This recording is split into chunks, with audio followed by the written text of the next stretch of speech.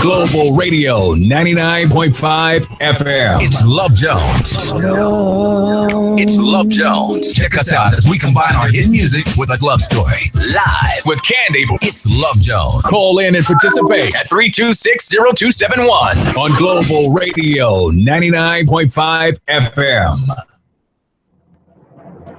Ladies and gentlemen, Refugee Camp presents for all relationships, for regrets, for disagreements, for breaking up and making up, for all those out there jonesing for love. It's Love Jones right here, right now on Global 99.5. Good morning. Happy Talkback Tuesday to one and all. You're tuned into the best mix of R&B music, home of the Steve Harvey Morning Show. We're Global 99.5. Candy sitting in for you. Another edition of Love Jones. We've got Alexis Bethel in with us. Magic Mike. Hey. So, we're talking so seriously this morning. I almost don't want to call you Magic Mike. That's like... Why? I can still bring you can still bring magic. Okay, we'll keep it there. And you got on green, so you're kind of leprechaunish this morning, but it's okay. I hope everybody enjoyed their holiday. We're hoping to cover a lot of bases today. We're just going to go for it. I'm at particular spaces and places in my own life where I'm asking some questions and, chatting with friends and relatives. A lot of people seem to be at these particular places and circumstances themselves. And I'm hoping that some of the subject matter that we can cover today will be assistive to those that are in the room, as well as those under our voices today. Some of the stuff that we were talking about, I always love when Alexis comes because she brings material that kind of sticks with you. And for some reason, every time that we go over something on the show and I read a quote or an insert from a book or something to that sort, it is almost tangible for me. I can feel it. I can touch it. It seeps into me. And I'd like to begin by reading this little bit that she turned over to me a few minutes ago. It says, "I would like to beg you, dear sir, as well as I can, to have patience with everything unresolved in your heart and to try to love the questions themselves as if they were locked rooms or books written in a very foreign language. Don't search for the answers which could not be given to you now because you would not be able to live them. And the point is to live everything. Live the questions now, perhaps then someday, far in the future, you will gradually, without even noticing it, live your way into the answer." Whoa. Right? And for me, the meaning of that is because there are so many questions that we ask ourselves every single day. And we feel the pressure of having to answer them right here, right now. Because we've been taught our whole lives that, yes, it's okay to ask questions, but with those questions means that you need to search for, find, or have the answers to those things right at your fingertips. Yep. And that's not always the case. And for someone that has an issue with control, or you're searching so desperately for the answers to these questions to find a footing that you've lost in your life, it makes it really difficult. So you have a problem with not knowing? Is that an issue for you? I mean, I find not knowing is one of the greatest things. It depends on what it is. It depends on what it is. Not knowing for me, I'm an adventurous person. So sometimes not knowing and the search for those answers is the most fantastic thing ever. Mm-hmm. Even if I don't find it, just the search for it makes life worth living. But when it comes to very definitive things such as your financial future and how that is definitive to what will happen with your children, what the state of our country is in, answering those questions as to what the future will bring. Mm-hmm. How will you survive? How will you make it if these different changes come to be? Health, wealth, all of these things are tied in, and just trying to find that internal peace and quiet is a challenge. And it is for me. And I'm just wondering if a lot of people are having that. This show today is kind of personal, so people have to forgive me. But I've realized a lot of times when we get very personal, we tap into a lot of things that are affecting so many other people around us when we're willing to go there and be vulnerable with ourselves. You tap into the most vulnerable aspects of other people.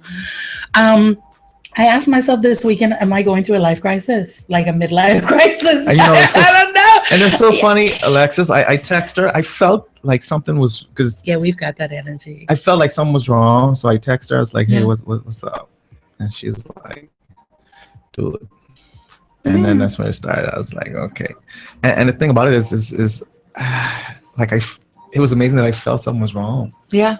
I felt something was wrong. But I told him that you develop that when you become really close with someone, even if it's just friends, where you discuss things of a private nature and you become intertwined that way, you can feel within yourself when there's something where you think about them. I don't, I call it spiritual. If it's the universe, that's just the way it is. That's how it was with my mom. I could feel, and I'd pick up the phone and she'd be like, hello. I'd be like, but the phone didn't ring. I was calling you same time. Yeah. It's a weird connect. But I just basically said, I'm so tired of this struggling with myself, with the other entities, with work, with love, with patience, with communicating how I feel to other people. It's just difficult. And I'm just at that place. And it's unusual for me because I'm usually the soft space for other people to fall in a kind of way. And you're probably familiar with being a life coach and working in the field that you do. You're probably familiar just being a friend and a father. It's all of these different roles that we take on in life. It puts us in situations where there are expectations. 100%. And a lot of times you get to a place, if I can't meet the expectations for myself, how in the hell am I going to meet expectations for other people and what they need me to be? But here's the thing. Is it more of expectations for yourself or is it for other people? Because, we've talked about this. You're a person who you attract people that need fixing. You see what I'm saying? If you could see the look on Candy's face right now. And I'm just saying this because you just like how I messaged you to yesterday, you seem to message me when I'm going through something. So, I think the pressure, this is me just thinking the pressure for you is more letting people down. Or trying to be there for people and not giving yourself a chance to be there for yourself, if that makes sense. Yeah. That's how I feel. Because she's always there. You know what I'm saying? Even in the chat, everybody says, where's Candy? Hey, Candy. So much of the attention is on Candy. And I know that's pressure. And even for me at Inside Stage, I know that's pressure. Yeah. You know what I'm saying? For work, it's pressure. In my family, it's pressure. So the question is, do you allow yourself time to find yourself? To just unwind? No, and let me tell you why. I know that may be a bad thing, and I think that's a challenge that a lot of people have, and I'm hoping to help with that today. A lot of the ways that people expect you to be in the roles that people expect becomes intertwined in your identity. And it's so hard to take that away because you feel as if you remove that, then who am I? From a child, I've been the eldest, and I think a lot of people can identify, even if you're not the oldest in age, you're the more mature child or you're the dependable one. So you're always that place where you're looked at. And so that's who I've always been. I lived with my grandmother and she counted on me to do some things. She counted on me to do stuff. So that was that. I was the eldest in my mom's household. And so I was depended on to take care of the other three. For that reason, I always said, I don't think I want to be a mom because the responsibility of children is too much. I'm the only one of my siblings that have children. Go figure. And so I've always been that person. So I don't know how to do or be anything else. And I honestly and genuinely, I can say that. I don't know how to be anything else. If you remove me being there for other people, I don't know what that's something that drives me. When I don't have the will to do it for myself, I draw the will to do it for someone else. When I've been at my lowest, my most ill, or my most boggled mentally, if you stop, if you give up, if you cease to swim, if you cease to love, what is that going to do for this person, that person, next person, third person, fourth person? So the very thing that kind of destroys is what gives me life. Do you understand what I'm saying? No, I got you. 100%. So how do you balance that, Alexis, in your opinion?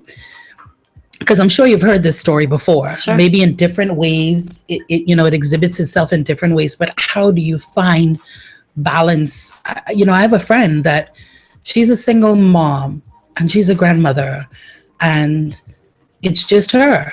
And she has to balance all of these different things and try to be emotionally sound, even when she's going through her own stuff. She can't afford to slip. She can't afford to lose it, because if she does, she's the foundation. And if she crumbles, then it all falls with. At least that's what we tell ourselves.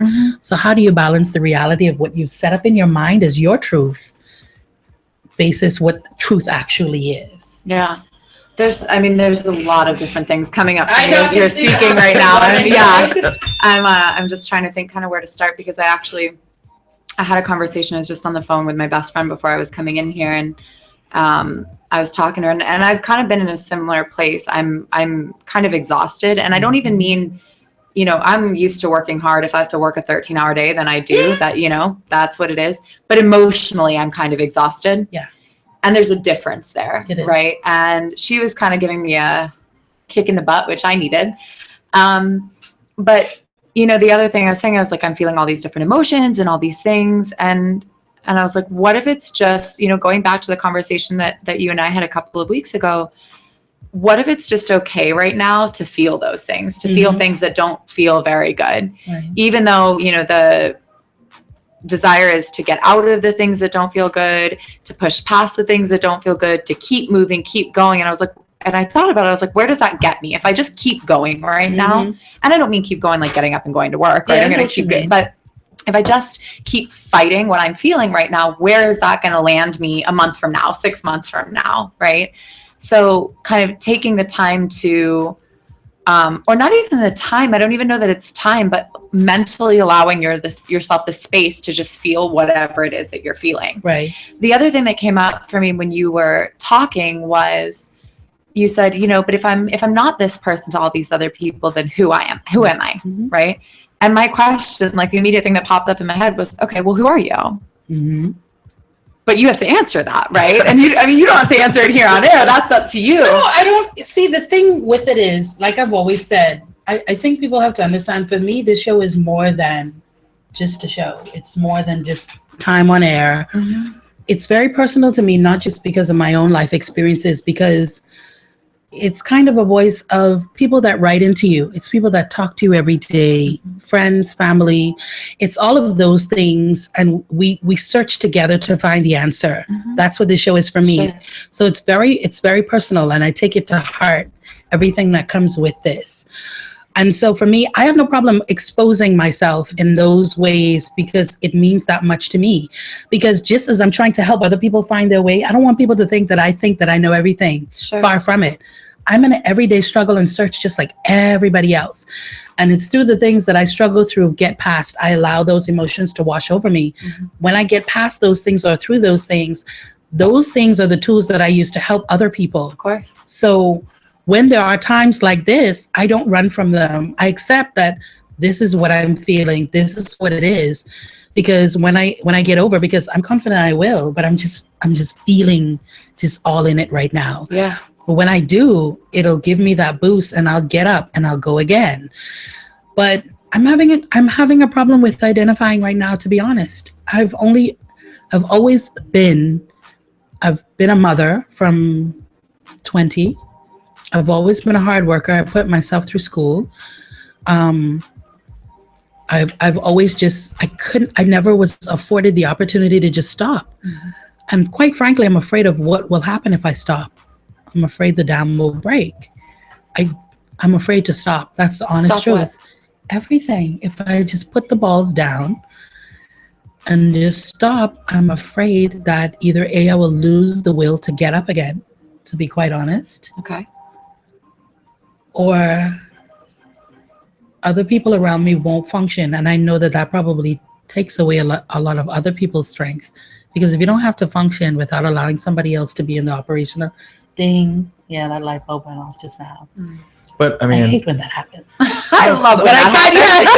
no, but I don't like when it happens on air, and I'm like, hey. but why do you put so much pressure on yourself? Because to me, it's not. Because I don't see it as when pressure until it becomes so heavy. Then you're like, wow, this is a Because you lot. said if you lose it, then you don't feel, you feel other people lose it. So you know what Yeah. I'm saying? I mean, Let's that's be why- honest, Mike. Let's be honest. And Alexis can say we all have roles to play in life. Whether you want to admit it or not, that's the truth of the matter. Right. We all have roles.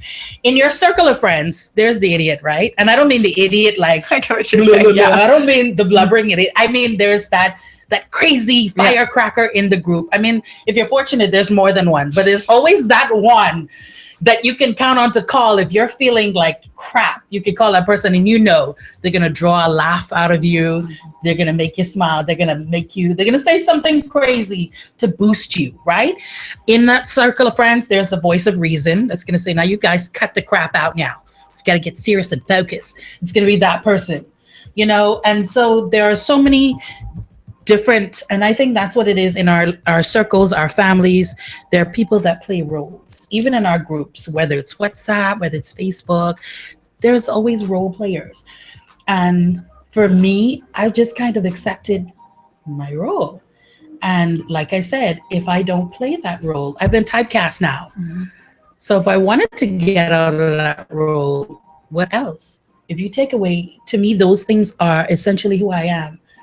I care about people. I don't know how not to. And I just told you sometimes caring sucks because you get the short end of the stick. Because sometimes you care about people more than they care about themselves. But can you care about somebody and not feel responsible for their well-being? If you understand what I'm saying? I do. And that's why I started to look more into what you were talking about as far as the detached part of it. I'm wondering now, because like I told you, I don't know how to love or to care about people unless I'm all in.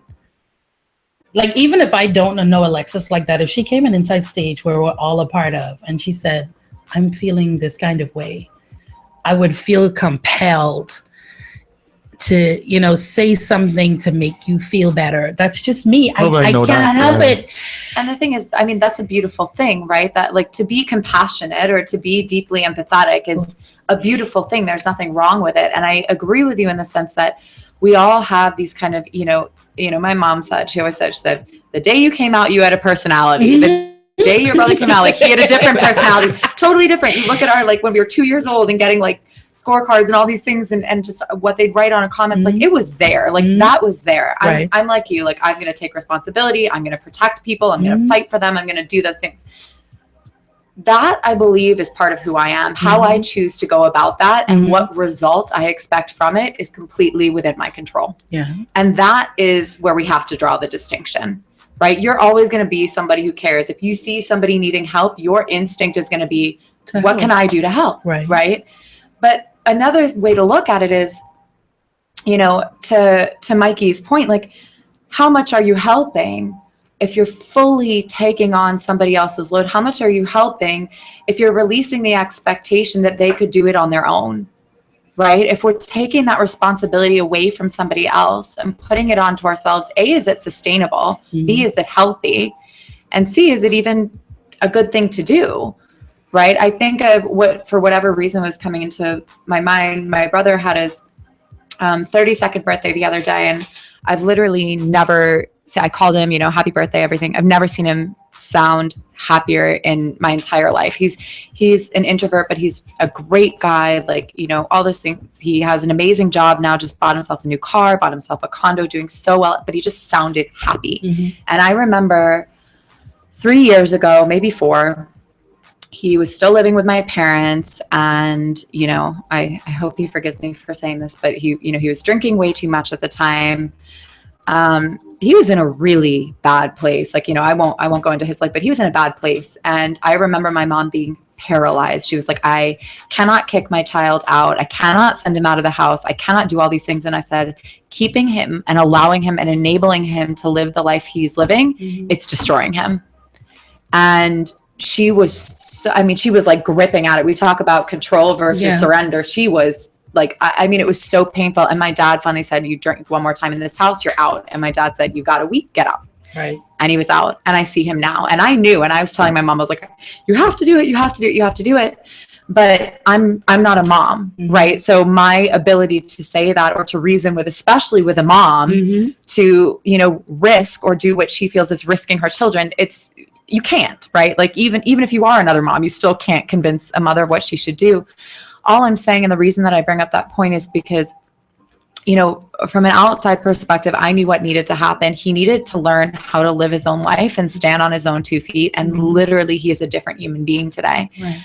I know that sometimes it doesn't always go that way, but really I look at it and I'm like, what were my parents doing for him by allowing himself to play small? And to keep himself small. And sometimes what we don't realize is that when we're constantly taking on the responsibility for other people and acting as if they couldn't live a fulfilled life without us or without us picking up the weight, then they don't. I agree. How do you do it for yourself though? Like, I get that part of it. And learning how to do that, the letting go and the cutting of the apron strings and all of that, even as it pertains to your own children. Just finding balance of a place of dissatisfaction in your present. Say it another way. I'm not sure I understand. Knowing that you have the capability to do different, to be different, even if that's better, and not quite understanding how to get there. The map is before you, and yet you know what needs to be done, more or less. Are you doing it though? That's the key. What's helping you not do it? And that's it. You know, it's these questions that we just talked about. That's what we started the show with starting. Is this what you really want? If you jump from the ledge, like for some people, if it's like quitting your job, if you know you're not fulfilled within your job, right? If I quit though, you know, what are the ramifications to that? And some people will tell you, you know, you've got to do it. If you don't jump off the ledge, you've got to live by faith and these things. But the honest truth of it is we still live a reality. And the reality is you can be as sound as you'd like to be spiritually. You can be happy in other ways, but the fundamentals of the true essence of life, you still have to maintain certain things on a financial level. So you're not afforded the opportunity to just kind of leap off the ledge, especially when it's just not you that you have to answer to. Sure. And so a lot of people are going through these issues right now where they're not fulfilled in marriages, in relationships, on their jobs. They drive a VW and they want like a Honda. I mean, just sometimes it's from the most simplistic things to the things that are existential to life itself, right? So just trying to understand how you balance everything that you've learned, things that you know, the difference between right and wrong, and the reality of your situation.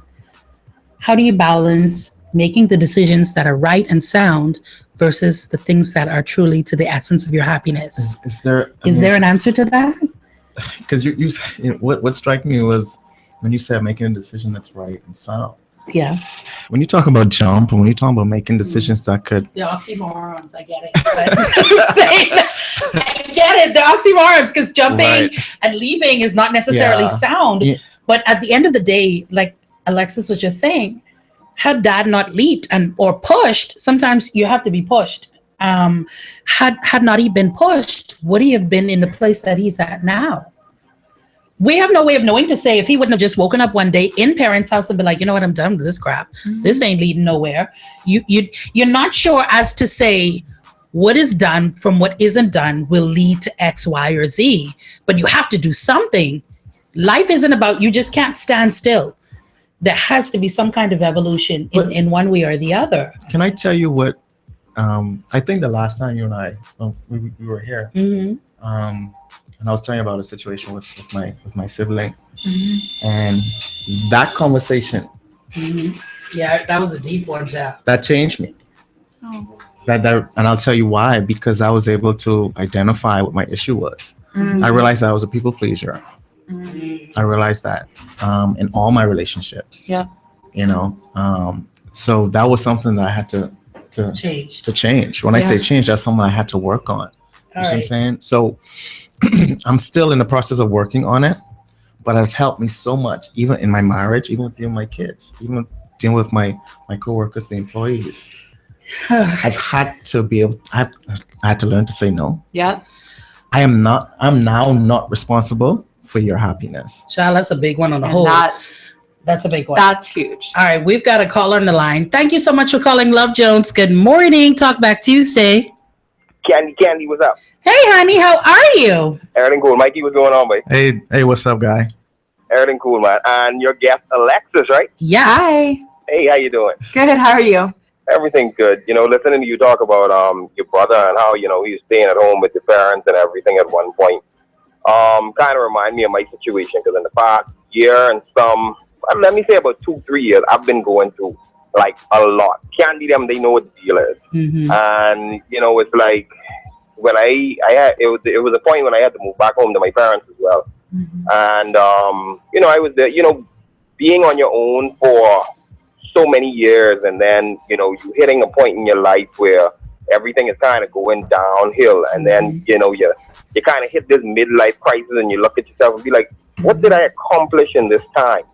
Why am I here? Why am I going through this? Mm-hmm. Do I have to go through this? I was doing quite fine and then all of this just The rug happened. gets snatched. And so it's like, so then moving back home by my parents, I'm there, I'm miserable as hell. And I'm like, oh, geez, I got to go through this. Like, really?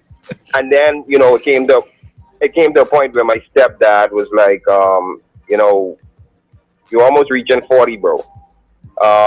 Now, I understand you're going through all this stuff, but, I need you to move out. Yeah. I was like, but, right now, my finances ain't really there like that.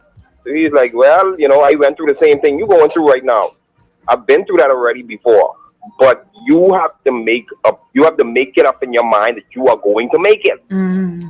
Yeah. And, so I just started looking at everything and I moved out. And I mean, it's a lot of things that I'm learning. And I can honestly say it's making me a better person. I am happier. And so, it's really and truly, I guess these things are things that we have to go through. Yeah. We have to, I mean, because the thing about it is everybody wants the good, but they don't want the bad. Everybody just wants the bliss, but they don't want what you have to go through to get there. Yeah. And sometimes, we are at a happy place in life, but then when we start to miss certain things or want certain things, then it's like we kind of put our happiness on the back burner to make other people happy. Mm-hmm. And I think that's where we mess up. And, so yeah, just like Mikey say, I'm not responsible for your happiness. I'm responsible for me and my happiness. Awesome. Anyway. Awesome. Thank Hey, but you. listen, when you go ziplining again, I mean, give a brother a call, though. He's so selfish. Listen, the thing is, when I went out there yesterday, I did not know that they were ziplining because the thing is, I knew about the event months before. I had the flyer. I never read the flyer. All I did was read the name and the date, and that was it. I didn't even check the event. And when I got out there and I saw the zipline, I was like, zipline. Okay, I'm gonna do it. Hey, it was fun. I ain't gonna lie, it was fun. All right, cool, It man. was fun. Awesome. Yeah, but all right, man. Y'all have a good one. All right. Thanks All so right. much. Yeah, so that's some good stuff. Yeah, Yeah. definitely. And I like identify with exactly what he's saying. Because like I said, I'm going through it right now where I recognize that I was a people pleaser and I did whatever I had to do because I could not say no. Yeah. And even in, like I said, my most intimate relationships, my marriage, if my wife asked me to do something, even if I was tired, whatever, I felt I needed to do it now. I mean, because I didn't want to upset her. Yep. Now. And I think it's such a basic thing that it almost sounds like not worth saying. Mm-hmm. But the problem is, as simple as it is, when we are pleasing other people and trying to make them happy at the expense of ourselves, resentment happens. Mm-hmm. And it breaks the relationships down, whether we intend for it to or not, whether we, want it to or not, whether we wish we could do differently or not. It's what happens. Yeah. That's what happens when there's nothing wrong with trying to make other people happy. But if it is in any way at the expense of yourself And I don't mean like, oh, I didn't want to go to the zoo, but you did, so we'll go to the zoo one day, right? I'm talking about these things in life that we're repeatedly doing. This is where we all end up, right? And most of us in some way, especially if we're givers, we've ended up there once or twice. Right. It's a really bad feeling. The other thing that came up to me, mind you give, right? But then you're mad because people used. But that's it, right? Then we're mad. You because feel people keep used, taking. and you're like, you keep taking. You keep giving. I thought you were giving because Yeah, you but wanted the me thing to I've take. adopted that if I choose to give, then I shouldn't expect nothing in return. I mean, I think that's ultimately what love is. Indeed, When but I I say- think when I- it has when I- something to do with Oh, it. I definitely think the way too, right? it's But taken, when I say give, I'm talking about. I know what you mean. Okay. Whatever you give, I think. Like I hear people saying, Charlie, you gotta do things. You never know where your blessing is. Are you doing it to receive a blessing, or are you just doing it because it's the right thing or it feels good to do? I think a lot of times we do things with the expectation of getting back one way or the other. If we don't get it now, we'll get it later in life. And you have to make up in your mind, are you living this life and you're doing the things that you do simply for the joy of it, simply for the experience of it, just to live those things without the constant need for the answers to the questions.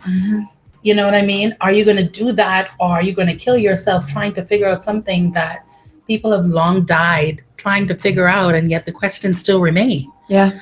You know what I mean? I think it's a lot of times it is about putting it into perspective, but you get lost. You know, like the caller was saying, when he was in that situation, I think it's always great when we're on the outside of the situation to advise or to say or whatever. It's so much different from the inside. From inside the storm, you can look out, and mind you, you're standing where the sun is, but as far as this person in the eye of it is concerned, they're getting a beating right now, and nothing looks sunshiny. And sometimes, no matter how positive a person you are, it's difficult to find your way, to find a clear space out of that storm. And that's how a lot of people get into depression, how it holds on to them and it doesn't let go. You know, there are a lot of people that are up and at work right now, or in their cars listening right now, and that's where they're at. Depression is threatening to take hold.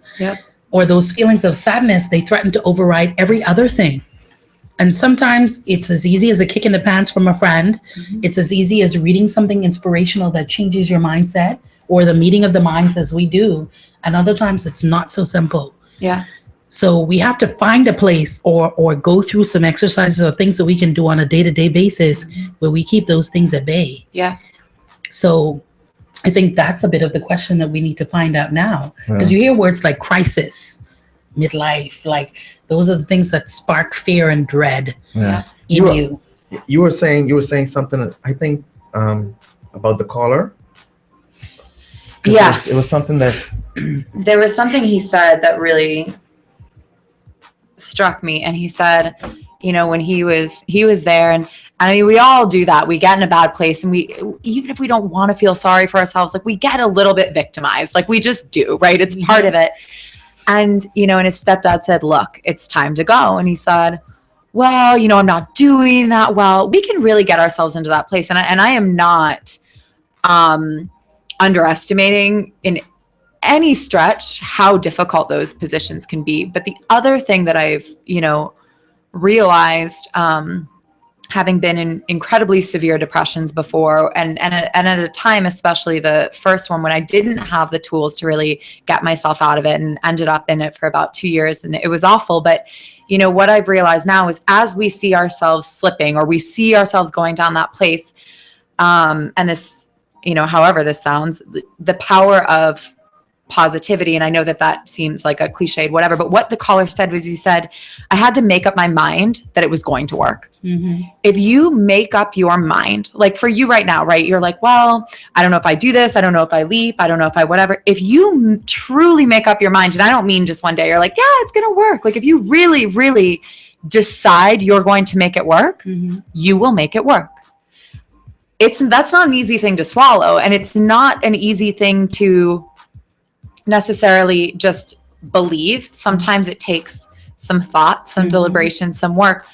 If you make up your mind that you will do things, or life will be a certain way, and it doesn't mean looking exactly like you thought it was going to. it will work. And that's what I live by now. I think we started out the call and, you were saying, well, like talking about the future and, well, are things gonna, go the way I want? And then Mikey was saying, well, I like to not kind of know where life's gonna, I think it's somewhere in between. We like the adventure and the mystery of life. What we want to be assured is that at the end of the day, it's all going to work out. Exactly. We want to understand the bigger picture, right? Mm-hmm. So it might not work out in terms of, oh, I thought I was going to be a lawyer and somehow I ended up, I don't know, in mechanics, but I love it. Like, we don't know that sort of thing, but we want to know, am I going to be taken care of by God, by the universe, by whatever you want to call it, right? And I think that that's the conversation that we're having. But what I've learned is that if I keep my mindset personally,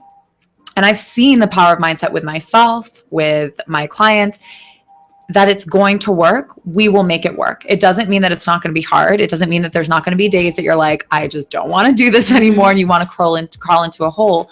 But if you keep telling yourself, and I don't mean you, I'm talking generally. If you keep telling yourself, I don't know if this is going to work out, I don't know if this is going to work out, how's it going to work out? Mm-hmm.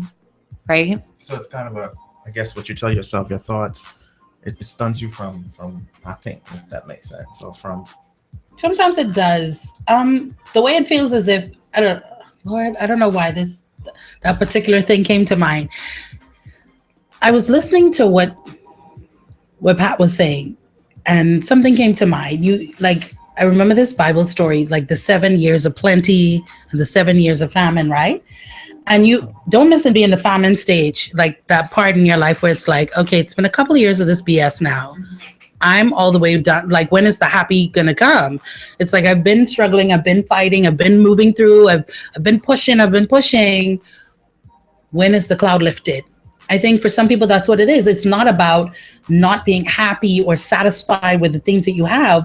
Sometimes you honestly feel like no matter what the hell you do, you just can't seem to get, the golden chalice, that kind of way. Right, I don't know if anybody understands. No, I understand. Exactly and the thing is, I do. The thing is, and this is what I want to say to that is, okay, you push and you push and you push and you push.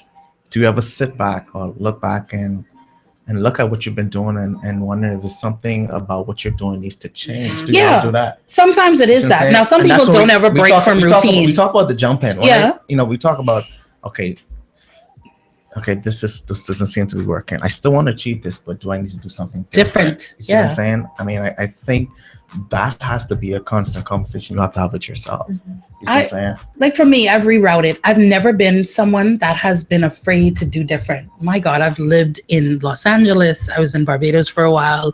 Lived in New York. Like, I've never been that person afraid of just, it's only couches and chairs and paintings and whatever. You can always get those things back. You know what I mean? I've never been held by, these are things and I can't afford to leave the things. To me, whatever you have, you can always regain.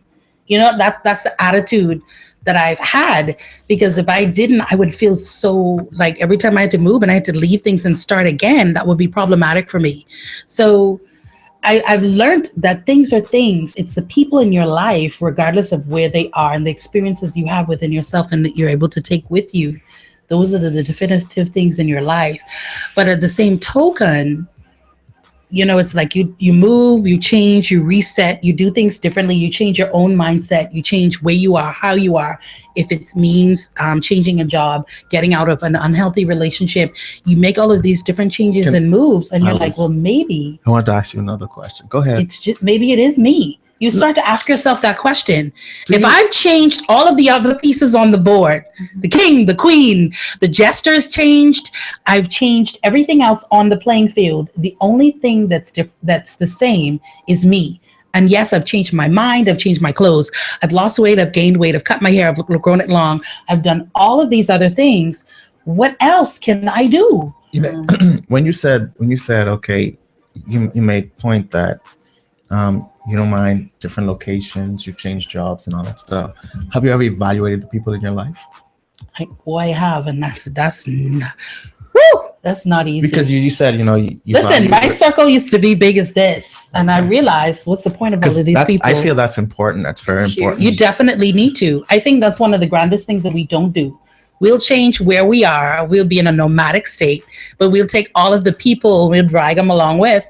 And a lot of times they are the root to the problem because they're unhealthy, or they bring unhealthy behaviors, thoughts, those kinds of things out of you, from you, and you delve into those things. And and my circle has become really small. I realize that you can't let everybody in, regardless of how compassionate or empathetic you are.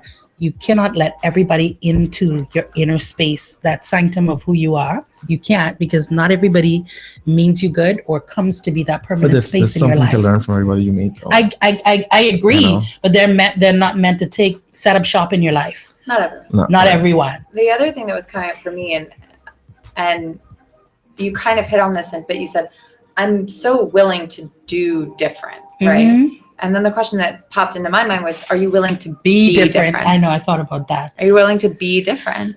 Yeah, I just don't know how else to. It's like when you change many... We hit on a big thing at the beginning, right? Like we've already talked about how to be a little different. And again, it's not, whenever I say be different, I'm the biggest advocate of being who you are to the core. Like I'm not saying like Candy change Candy, right? Are you willing to show up differently in your own life? I get it. I get it. And that takes some courage. It takes cojones, honestly. That takes so much. Yeah. Right? We get these patterns, and what we don't realize is we learn this behavior and this way of being, and it's enforced and reinforced and all these things. And you can move all over the world and change friends and do all these things. It's still you. It's still you. And that's what I said. You can change all the chess pieces, because I touched on that, just not for me personally. I think for everyone. Everyone's done it at some point. You're like, I don't feel productive in this space, and you change your space, right? Mm-hmm. Or you're like, maybe if I put a fresh new coat of paint on the wall, like it'll change my mood, my attitude. I think we've all done it. We've changed things. We've spring cleaned. We've done those things, but you are still the same. So you can change whatever you like on the board, as long as you're on the board and you're still you. Then everything obviously will still remain the same, no matter how different it is. Mm-hmm. And that's what it is. I don't want to change who I am, because I love me, but I realize that I have some tendencies that have been destructive. And that's what I'm talking about, right? Yeah. Not changing you. I've realized it. And I think that's the biggest challenge. Number one, admitting it to yourself. Nobody likes to think that you're the cause for some of the crap that's happened to you, right? Sure. You'd like to blame the universe. You'd like to blame the dog, the cat, whatever, your boss. But I think a lot of times we have to take responsibility for the stuff that has happened and how we've attributed to some stuff that has happened. And that's been a big challenge for me. I believe in ownership, and I've been owning a lot, but I think a lot of times it's about being honest with yourself. Mm-hmm. And it's hard. Are you still doing those same things that caused destruction in your life before? The people are gone, right? The relationships are severed, but you're still doing the same things that you've been doing. So how do you change it? Well, and it's hard to own the things about ourselves that we can justify as being a good thing, right? So if we're like, well, I'm always making people happy. I'm always helping them. How is that wrong? How, and we don't, and that's how we justify it to ourselves. Don't we need more giving people in the world? And then we also wonder, well, how have I been in this rut for years? And how am I not at the light at the end of the tunnel or in the sunshine, or however you put it? Well, taking responsibility for ourselves, it doesn't just mean the obvious things like, oh, I was mean to somebody today, I should take responsibility. It means taking responsibility for the things that there is a real rationale to why we do it that way. Right. Those are the things, and you already named one, right, at the beginning. And this idea of like feeling worn down and emotionally drained and all these things, and feeling like you can't stop taking care of other people. And I'm not telling you what to do. I can't tell you what to do, right? Like I'm never going to know what you should do as much as you know what you need to do on some level, right? But you've already said it. Yeah. Right. And that's where the taking responsibility, and that's when we ask ourselves the how. It sucks. It comes back to the conversation, my mom not wanting to let my brother, out, and that's what he needed. The thing is, and coming back to earlier in the conversation, sometimes we almost wish somebody would just do it for us. Like we wish they would push us out, or, my brother wished my mom would push him, or drink one more time and he'll get kicked out, and he did it. We don't always have that person who's going to do it for us. Yeah. But wouldn't life be easier? Like when you're in a bad relationship, you're like, maybe if I keep doing, they'll break up with me, so I don't have to be the villain. You know, that kind of But way. how much more are you going to learn if you have to do it for yourself? Listen, we're being honest here today. I'm just putting it down, and I'm sure there's a lot of people that can relate. If you're just tuning in, this is Love Jones on the Global 99.5, home of the Steve Harvey Morning Show. 431-8497 or 812-1787 is your text and WhatsApp. You can always call in live at 326-0272 or 1. The quote says, and you can say where it comes from after, it says, to be yourself is very difficult because you think that what you are is, ignoble. That's a word. And that if you could only change what you are into something noble, it would be marvelous. But that never happens. Whereas if you look at what you actually are and understood it, then in that very understanding, there is a transformation. So freedom lies not in trying to be something different, nor in doing whatever you happen to feel like doing, nor in following the authority of tradition or your parents or your guru, but in understanding what you are from moment to moment. I think, yeah. Can I just hit the page? That's the thing. That's the thing for me.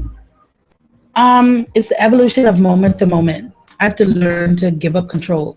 But I've found that when I give up control, it seems like only bad things happen. And so I can admit But we say bad things. I mean, to me, bad things, not to other people. Other people may see it as, when I say bad things have happened, when I relinquish control, it's hard to explain, but I wouldn't say I'm a control freak. No. Sure. I wouldn't. Being honest here. I wouldn't say it. That doesn't mean it's not the case. I'm just saying I wouldn't say it. I wouldn't say I'm a control. I do like things because, like I said, I've found that when I've not had a hand in something, maybe in my mind it's not gone the best way. It's not happened the way that it should have. And I think with so much turmoil that I've experienced in my life, because of that turmoil, you ever heard people say, and it's psychological, when you've got so much stuff going on around you, they tend to be the people that are clinging so much to control, because you cannot control every other facet that's around you. So the things that you can control, you become very, very much like you're almost powerless to stop yourself from needing to have control every other thing. Mm-hmm. And it's a really difficult situation because you feel like you've had so little control over the death of a loved one, or you see other people that you love in pain. Relationships have fallen apart. You've lost so many things along the way. Those things have been outside of your control. So the things that I can control, I'm going to cling to for dear life. 100%. And in the meantime, though, you don't win. Life isn't about necessarily having control of things. It's like it said, it has to be from moment to moment and dealing with each situation, every moment, every second as it comes, and not being so focused on trying to be right, trying to be good, trying to be the things that everything else says that you should be. You just have to focus on, I don't want to use the word survival because that makes it seem like you're at war. But for some people, honestly, if we're having that honest conversation, that's what it is, moment to moment. It's a matter of survival. But can I ask what, whether that's emotional, do you get what I'm saying? Yeah, whether it's emotional. I'm asking like your expectations of life. What is it? I mean, Mike, let me be honest with you. And I know it's going to sound very cliche. I just really, honestly, if nothing more in life, all I want is to be happy. And I mean, for some people, that's like a challenge. But for me, I've experienced so much negativity. I really am at a place where, and I say that and people look at me weird, if I were in a cardboard box and I feel like that is where happiness would be, I would run to it. I just want to be happy. I just want to be contented. I just want to love freely. I just want to be loved and accepted for who I am. I just really just want to be happy. I just want to get up and smile. I don't want to get up every day And the first thing that I think about is something to worry about. And that's the place where I'm at right now, to be honest.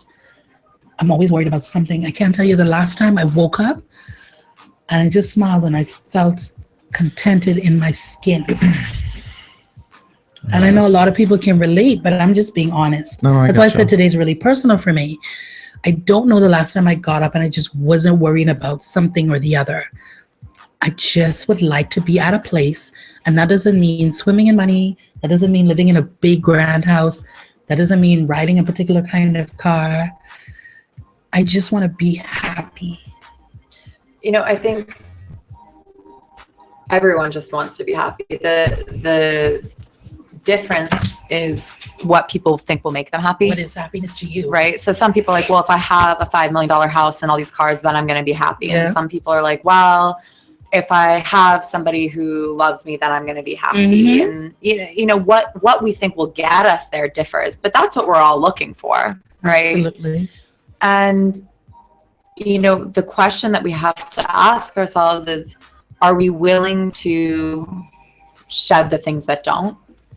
And it's hard, because I'll give you a very personal example from my life. Like, and actually, when you were talking about this control thing, I became, you know, and I've said this before, I became severely anorexic, down to a size 00, because my life was falling apart. But I could control what I put in my body, and I could control what size I wore, and I could therefore control what kind of attention I got from guys. And that was what I held on to, because everying else was spinning outside out. Of your control. It was spinning out, and I was like, well, then I'm going to look good doing it, right? Yeah. And then I'm going to crumble.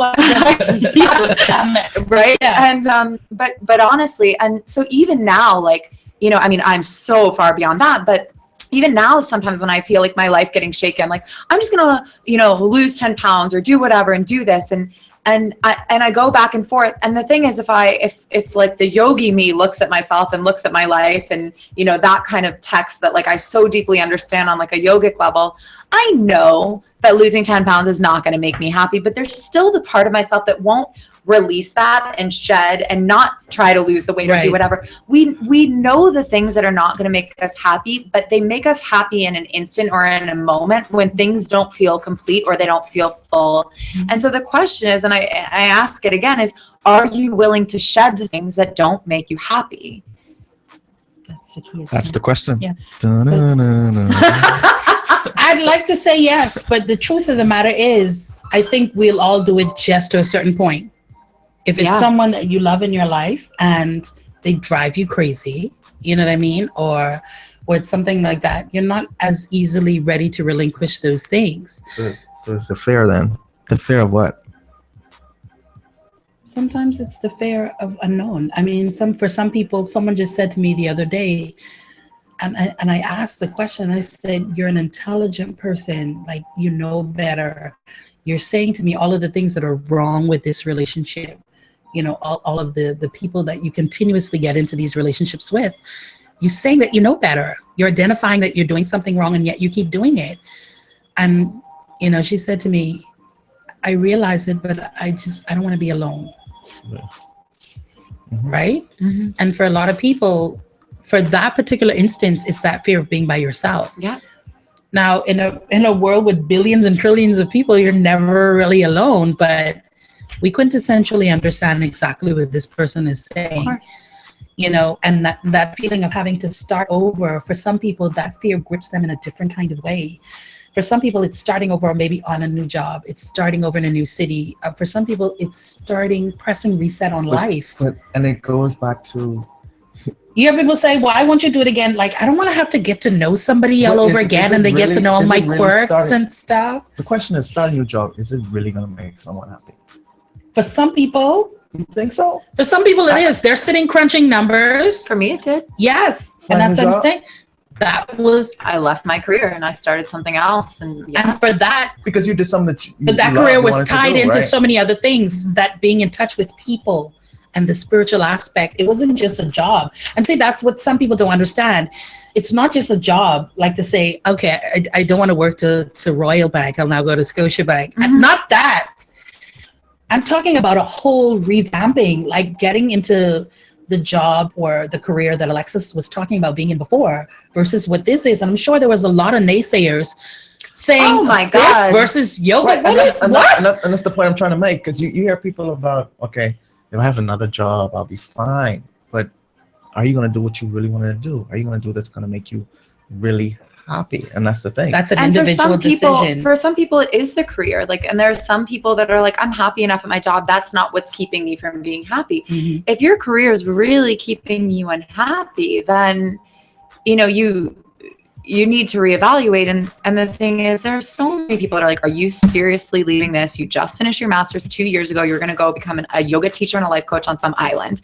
You like, you can't be financially successful at it. You can't, you can't this and that. And I said, okay, well, that's you. And that's your opinion. And that's okay. Right. But I have to try it. But it was the same thing. I made up my mind that this There you was go. going to work. There you go. I made up my mind that it was going to work. And as a result, thus far, it's you're doing, worked. you're doing fine. There you go. Right? You know, And it's opened the doors to a lot of other stuff, I would assume. infinite. Yeah. Infinite. And it will, but it's, you know, it comes back to that kind of idea of like control and surrender and faith, whether it's religious faith. I'm not a religious person. I'm a deeply spiritual person, but I have faith that at the end of the day, whether it works out the way I thought it was going to or not, that the universe has my back. Like, There I you believe go. that. And So you're not concerned about the result. I'm not concerned about, I mean, don't get me wrong. Some days I'm like, oh my God, like what about, you know, my business But or you're not whatever. over concerned Yeah. about the results, because I think that in itself is like a It's what stops most of Yeah. us, if we want to be honest. We talk about diving in and we talk about just living life, but we do not. But we grasp at it. And I'll give you an example is that, you know, sometimes I'll feel like, what if my business fails? And so most people would go into that and they would so deeply grasp at that. But, and I have those days. I'm not acting like I'm above this all, right? But when I step back, I say, but even if it did, then something else will work out. That's the difference in how you look at it. It's Right. not, is this immediate thing going to look the way I thought it would? It's even if it doesn't work out, will I be okay? And if you can adopt that bigger belief, then you'll make the moves in life, career, relationship, financial, you'll do what you need to do. right. But until you believe that, it's paralyzing. Indeed it is. Indeed Awesome. it is. Awesome stuff. You know, but it's the honest truth of it. Yeah. It's the honest truth of it. Happiness. And I think a lot of people, we just are uncomfortable having these conversations. People aren't going there because it really taps into the rawest side of you. And I think a lot of people are not willing to just expose that. Yeah, because you're gonna have to give up something to gain something, and a lot of people, when they have to give up, they're not To willing them, to it's give not up. worth it. They're not. It's gonna be worth it, but not willing to give up because of the fear of But they'll balance being it. alone, the fear of the unknown, Yes. the fear of whatever else. Of what Suppose if I it doesn't don't work out? succeed. There you go. Exactly. You know what I'm saying? For So that us- fear is, man. It's the results that we focus too much on instead of the journey of getting. We Right. don't enjoy the journey of. We don't learn from the journey of. All we focus on what's at the end of it. And meantime, everything that's been through the tunnel, we've completely bypassed. Yeah. Completely bypassed. You know, people, and I've been guilty of it. At the end of the day, it's what needs to be done or whatever. And I said it the other day, but I have to start living in absolution what is said. I said sometimes when you follow the recipe to a T, it tastes like crap. It doesn't. It's not really good. And then other times you throw in some off the wall stuff, or your measurements is wrong, and it tastes friggin' fantastic. So sometimes that's how we have to view life. You have to toss in some things that are unexpected, and that's what truly makes it worth it. We've got a caller in the line. Thank you for calling into Love Jones. My phone's playing piano. Yeah. I'm getting those messages. Hey, what's up? So check it out. So nice. You had to do it twice. Yeah, look at it like this, right? It was a job that I used to work for. Yeah. I got totally frustrated. And my boss at the time, he did something that just took it over the top, and I quit right on the spot, right? And then a couple of days later, he called me up, and we were talking. So I was like, why did you do what you did? And he was like, Pat, I saw you getting frustrated. I was like, okay, so, and you just saw it necessary to just annoy me. So he was like, no, he said, put it like this. I see what you're capable of. And, just like eagles, when a baby eagle, before the baby eagle leaves the nest, if a baby eagle is too comfortable in that nest, what the mother eagle does is she goes in there and she roots up the nest a bit to make it sticky and stuff like that, to make it uncomfortable, so that the baby eagle has no choice but to jump out and fly. And so sometimes, life just has to get so uncomfortable to the point where we have to say, okay, you know what? Yeah, I'm not really feeling this place right now, so I need to do what I gotta do. So just look at it like that. Your nest at this point is uncomfortable, and it's time for you to jump out and fly. Can't leave what you're dealing with. I've been flying, but. Yeah, Why you like that? Hold on. You flying low. You fly with the pigeons. You gotta fly with the eagles. Get you off my phone. I hear you though, and I appreciate that a lot. Yeah. I definitely appreciate it. All right. Okay. That's the thing. It isn't that, I've experienced so much like in life that I've wanted. I would be remiss not to say that. I've experienced a lot of stuff that I've wanted to do. Like I've traveled. I always tell people I'm a couple pounds lighter. I've done the jump out of the plane thing. What you say? A couple pounds lighter, a couple kids less. I've done a lot of the stuff that I've really wanted to do, that I've wanted to experience. I've eaten things that I wouldn't have dared. Like I've done a lot of the stuff that I've honestly, I wouldn't look back and regret at all. I just think now that I'm at a different phase in life, I'm just trying to figure out what next. And that's the honest truth of it is. Not just how to get there, but what next. Well, I think what to do, how to do it. I think it's normal at this age. Yeah. Right? I think a lot of people get to that when you're about to knock on 40's door. Yeah. For some people, it's different. Yeah. Listen, you pushed me up the hill in my wheelbarrow, sir. But I mean, a lot of time we attribute it to age, but I don't think it's the age. I think it's just knowing it's another year that's gone by, or you're at this place and you're just trying to figure out, am I doing what really makes me happy, or am I really fooling myself? And there's some other stuff that I could be doing. For me, that's what it is. Are you living your life for you?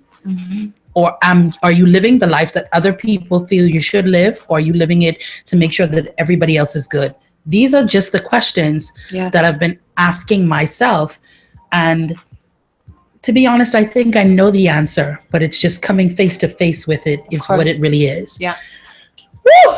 Man, I feel so good right now. I mean, I feel more open to just facing it and just doing the damn thing. But time, I wish we had 2 hours today. This is one of those days where you need more time. Yeah. But I thank you guys. I think we've gone into a lot of uncomfortable places. I think we've gone into a lot of great spaces as well. Yeah.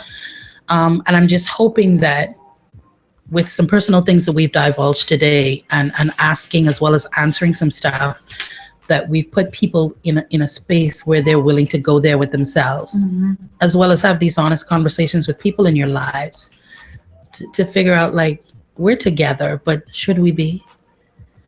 Yeah. We're here, we're pursuing these things, but should we be? Is it really what we want it to be? Or are we living a different kind of truth? Reality versus fiction. So that's what I'm hoping that we got into today. And I thank so much for, Pat called in, and he's always really honest and open about some stuff that he's going through. But I'm just hoping that a lot of people have been WhatsApping and saying they truly identify, they are right there, they've been there, they're trying to figure it out as well. So for all of you that have been listening, I'm just hoping that you gathered something today to not just ask the questions, but truly pursue the answers within yourself. But don't forget, in the pursuance of those things, to enjoy life moment to moment and be present. We're so focused on the results of what will be and how it will work. We lose the moment to moment reality and the enjoyment of those things therein. Start to be present in your life. And I think when you're willing to show up, like Alexis said, and be present in your life and answer to yourself, a lot of the other things fall in line. Yeah, I honestly believe that. Wow, it was awesome. Alexis, thank you. You don't want to come every day. What? I just say it. I try to change my reality here, but you look like you're joking. Mikey, thank you so much. It was awesome. Thanks to our producer, The Solid, That's what I can call him. That's my new nickname. Solid. Yeah, that's the solid. But it was great. And I thank you for the listeners. I thank you for all of you that are viewing via Facebook and will watch the video later. And I'm just hoping that as we have definitive changes every time we sit down, you too will do so as well. Enjoy the rest of, I've got more great music coming your way as well. But this has been Love Jones on a Talkback Tuesday. I wish we even had time for nuggets. There's none. But that's okay. There will be more nuggets. Yes, absolutely. So you guys have a great one. This is indeed the best mix of R&B music, home of the Steve Harvey Morning Show. We're Global 99.5. Keep it right where you've got it and stay close to home.